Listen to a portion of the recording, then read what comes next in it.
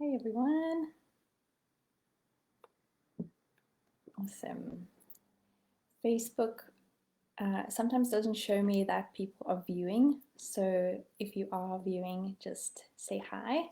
Let me know that you're watching. So yesterday,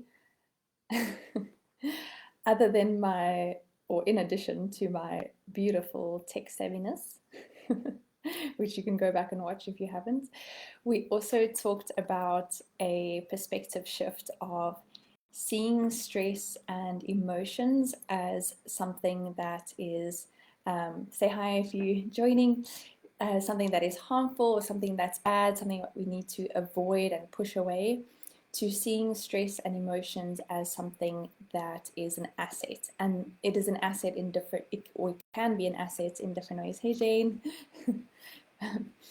I'm glad my audio is working. Sorry about yesterday.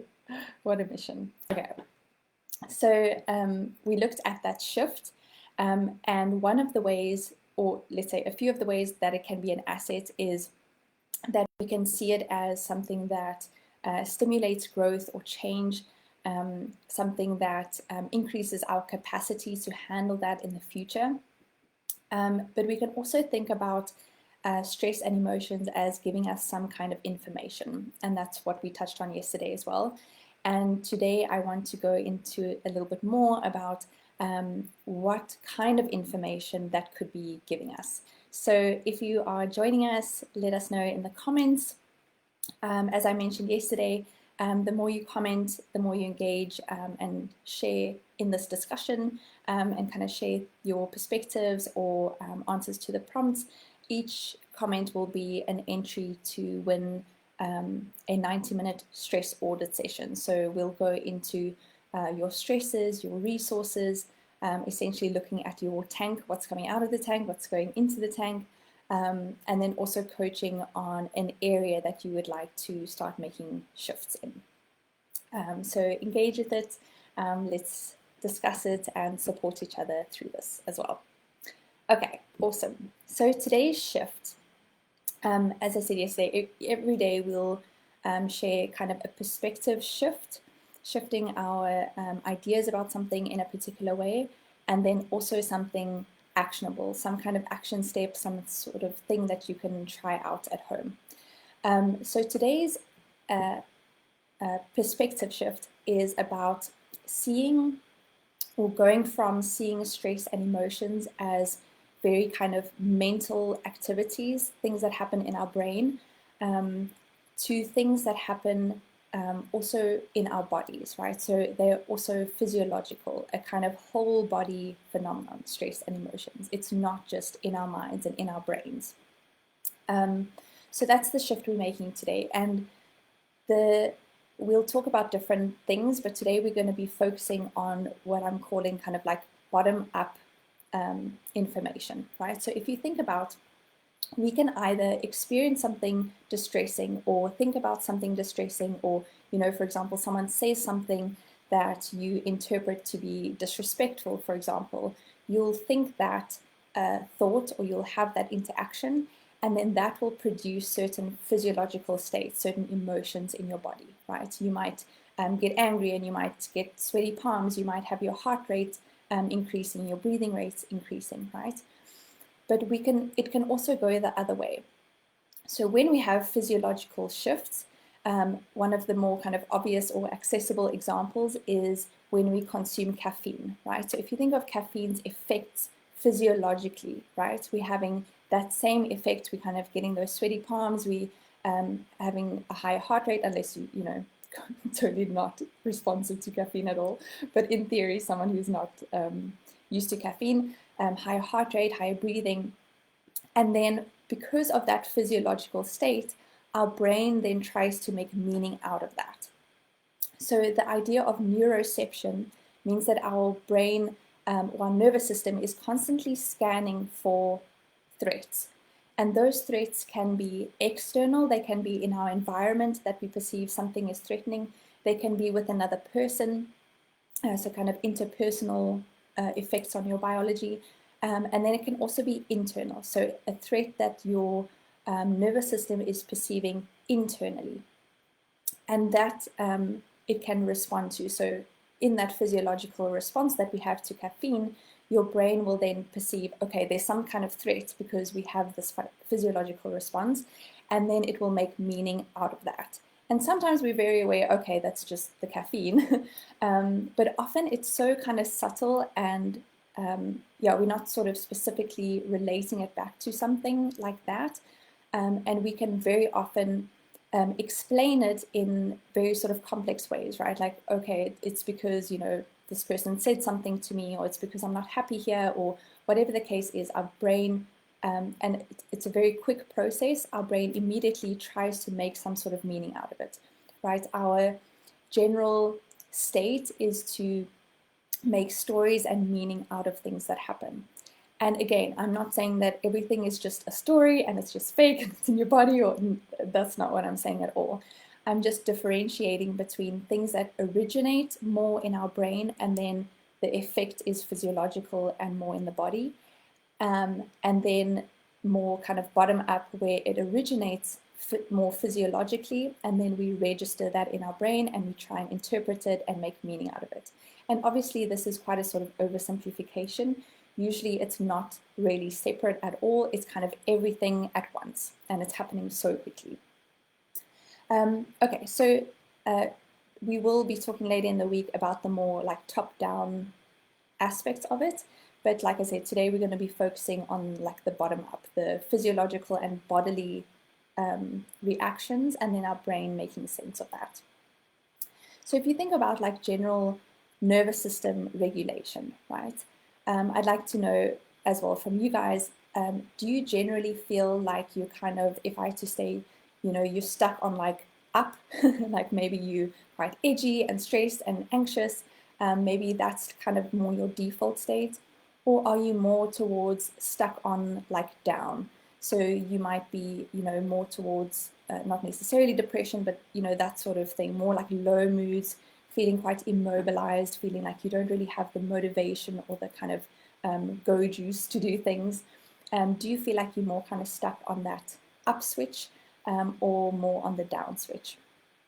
I'm definitely more on the up switch side of things. Some people have kind of a tendency to be one or the other, and other people just tend to live more on the extremes of both and never kind of find that happy medium. So I'd love to know from you guys where you kind of are on that spectrum. Okay, so if you think of like nervous system responses, or regulating the nervous system, which is kind of a buzzword, it doesn't mean that we want to be calm all the time, right? Like we want that sympathetic activity when it's appropriate, and we want the parasympathetic we want the parasympathetic activity when it's appropriate. And there are different, also different aspects of our parasympathetic and sympathetic nervous system. Like for example, you can be on the down, but you're kind of relaxed and you maybe are preparing for sleep, or it can be a good down, more just relaxed. But it can also be a more sort of immobilized, can't do anything kind of down. And those are just different aspects of your parasympathetic nervous system.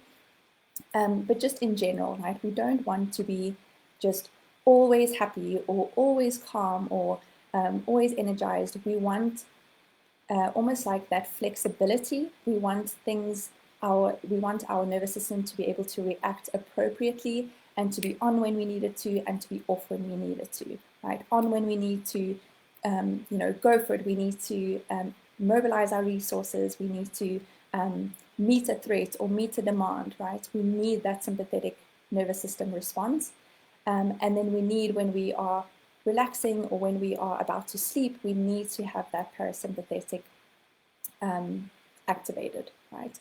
And then we almost have like just a relatively calm, alert baseline in between. It's neither very strongly up or down. It's sort of just a baseline, right? So we want that flexibility. We don't necessarily always want to feel good and calm and energized, right? So that's not what being regulated means. Nor do we necessarily need to be regulated all the time either.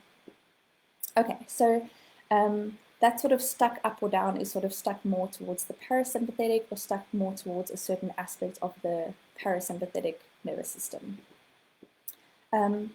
So also, if you think about that kind of that parasympathetic aspect when we are more sort of or we feel unmotivated, we feel kind of immobilized, we'll often describe that as just like, I'm just so lazy, right? Or I'm so unmotivated. And just realizing that that is actually one of the nervous system responses when it perceives a threat. And it can be different kinds of threats, right? It can be, like I said, that kind of body-based thing. It can also be trying to protect you from some kind of thing that it perceives is going to happen, right? Like if you start your business and you're very visible and you know, doing all these things, you can often feel a sense of like procrastinating on doing that because you perceive that as some kind of like threat to the status quo, right? Like we genuinely want things to stay the same, and when we perceive that some kind of change is going to be threatening, we might look like we're unmotivated or lazy or that kind of response, when really we are detecting a threat. So in general, you're not crazy. This could also have been our perspective shift today. You're not crazy, lazy, or unmotivated. It is just your nervous system in some way perceiving a threat.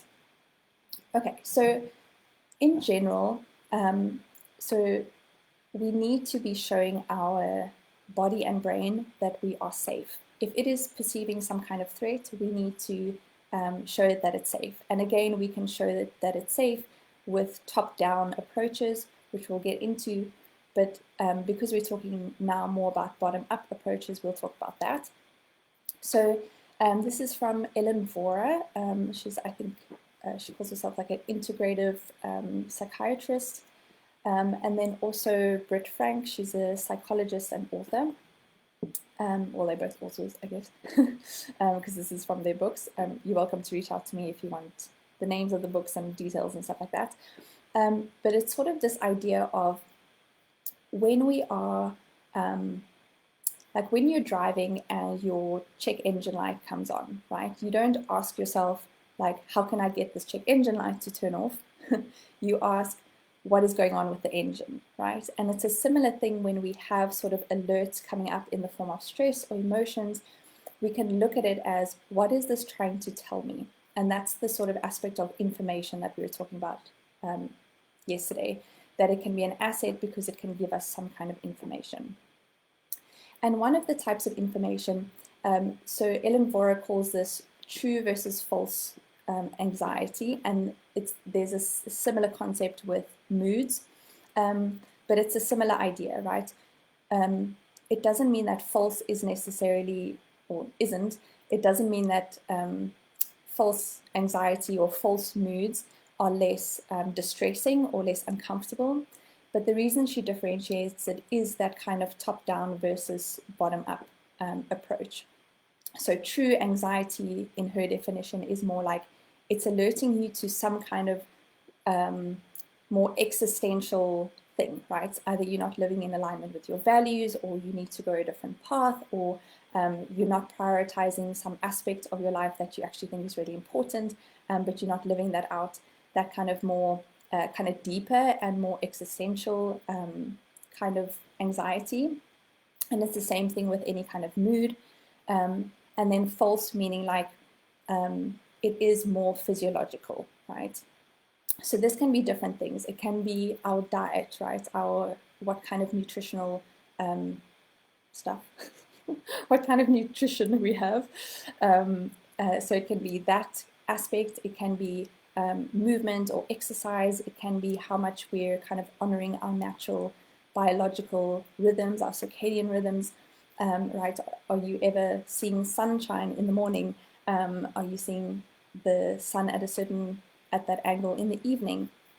Are you honoring the fact that you have biological rhythms and you can't just go all day or not sleep, right?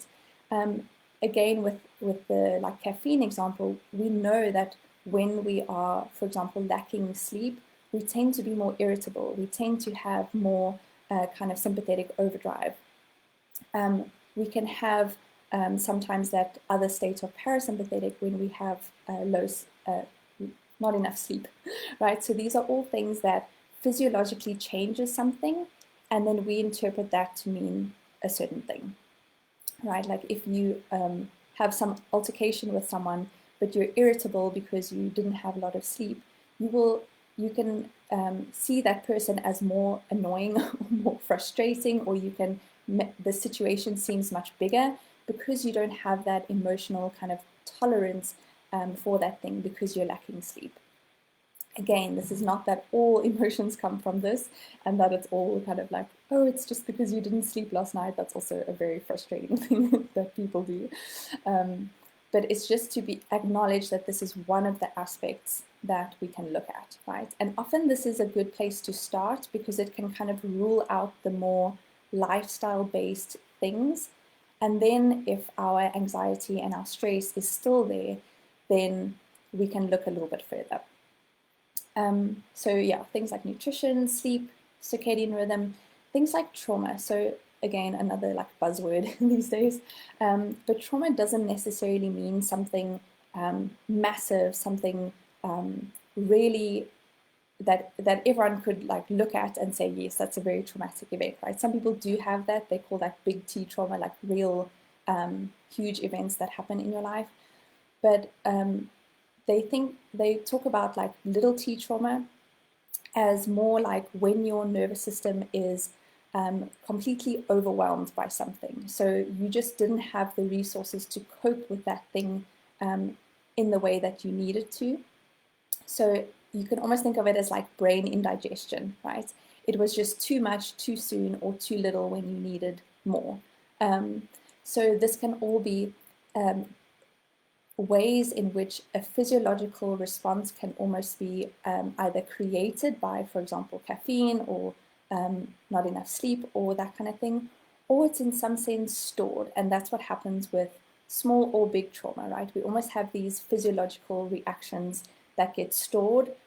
And that's, again, a way that our brain and body protect us, right? We need to know as soon as we have any hint of that thing happening again, our body needs to go into that protective mode. So it will almost like save all the details of that event so that your body quickly goes into that reaction. So it can be, for example, why someone can have quite a sort of massive reaction to a small comment.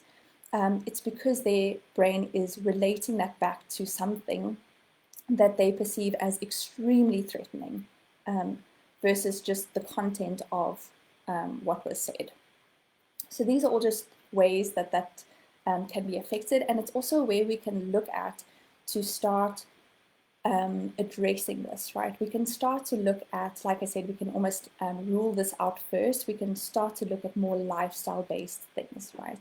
Are you sleeping enough? Are you scrolling social media a lot?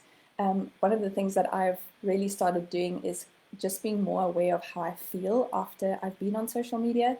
And it's always in that kind of sympathetic aroused state, right? I'm always kind of, in that faster heart rate. I'm breathing quicker. Sometimes I'm holding my breath. So just sort of noticing those things a little bit more. You don't have to immediately stop with things or never have, things that you enjoy in your life, but it's just to start ruling these things out. So things like social media, looking at our sleep, looking at any obvious deficiencies nutrition-wise, or are we having enough movement in our life, different types of movement, more calming movement, more expressive and free movement, and then also more things that are making us fitter and stronger and increasing our capacity. So those are kind of more bigger picture things that you can start to look at when you address this. And then today, because we are focusing more this week on like things that you can do quickly in the moment, or at least in the very short term, so that you can feel better by the end of this week or even by the end of the session, we're focusing more on like one specific action.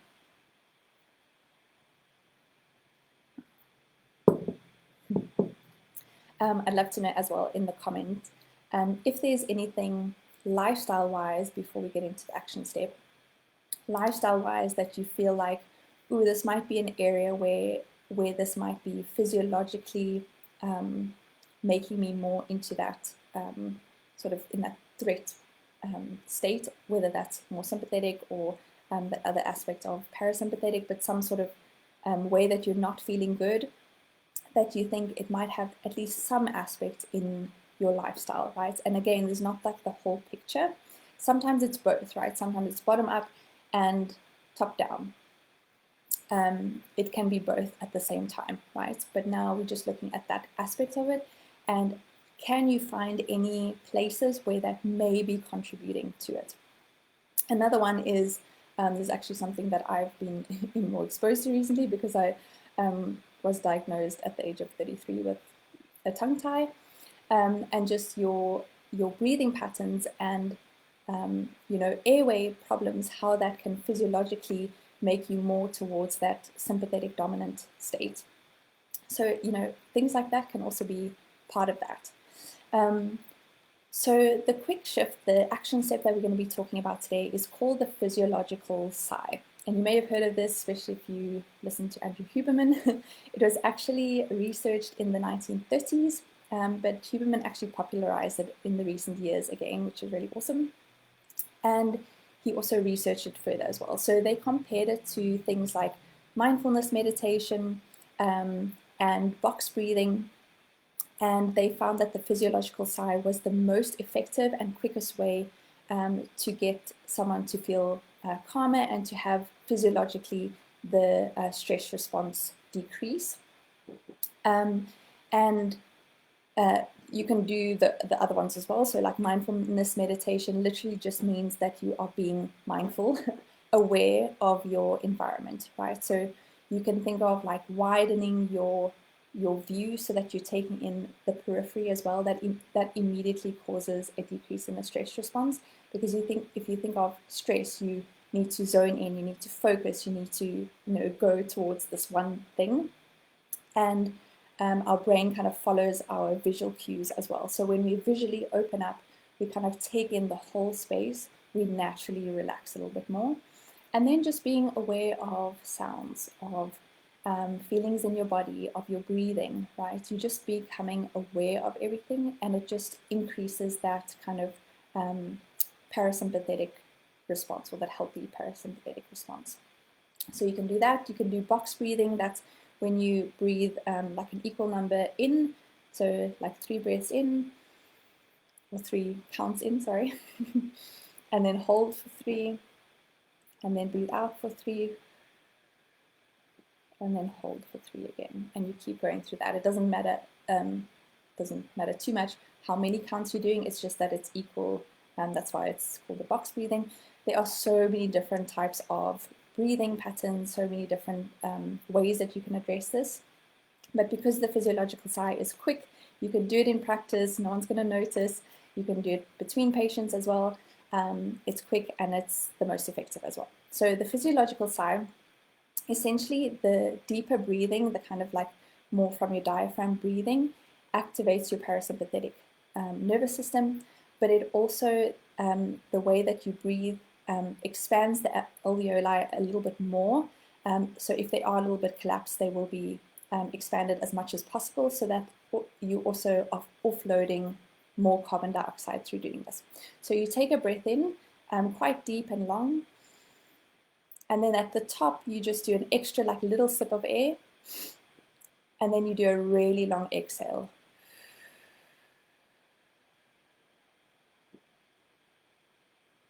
So deep breath in, extra little sip of air at the top, and then long exhale.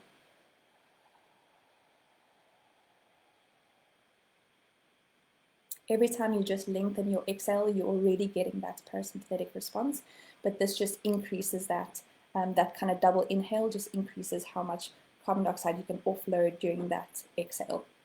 So that's a really quick way you can do that. You can just do 1, you can do 2 or 3, even just 1 breath already relaxes you quite a bit, but you can also add more as you're doing that, and you can do that where it's possible in your day and where it kind of can fit in, but it's a very convenient way to to de-stress, and also like very in the moment. You can do it right at that moment that you're stressed, and you don't need to step away from whatever is stressing you or making you emotional. Okay, awesome. I hope that was helpful, and I will see you guys again tomorrow at 5:30 again. And yeah, keep commenting. Even if you're watching the replay afterwards, you can just comment on the videos. It still counts towards the chances to win that 90-minute stress audit session. So yeah, whether you're watching live or in the replay, keep commenting, keep engaging with it, and yeah, contributing to the discussion and supporting each other. And yeah, I will see you guys tomorrow. Bye.